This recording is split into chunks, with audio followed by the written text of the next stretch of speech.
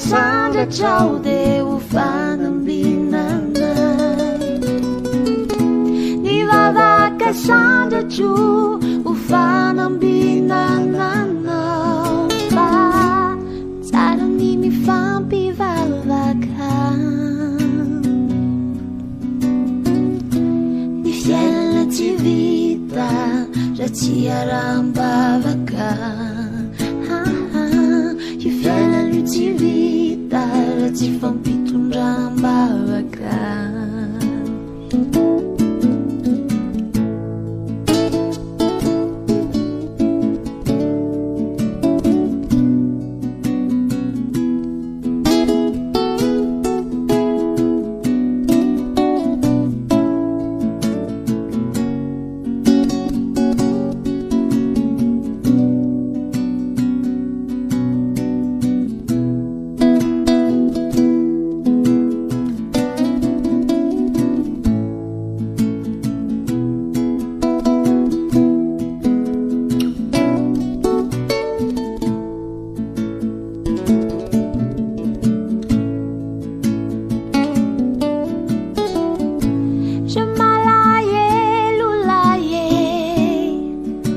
Mijaly reraka, Mitomany sady ketraka.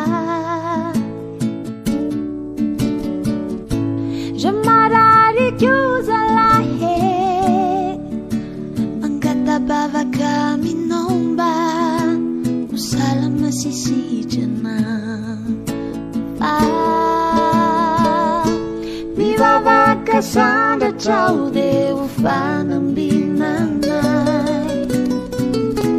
Mivavaka asandratro ho fanambinana anao. Fa tsara ny mifampivavaka. Ny fiainana tsy vita raha tsy araham-bavaka. Fiainana tsy vita raha tsy hifampitondrana am-bavaka. Mivavaka asandratrao dia ho fanambinana. Mivavaka asandratro ho fanambinana anao. Fa tsara ny mifa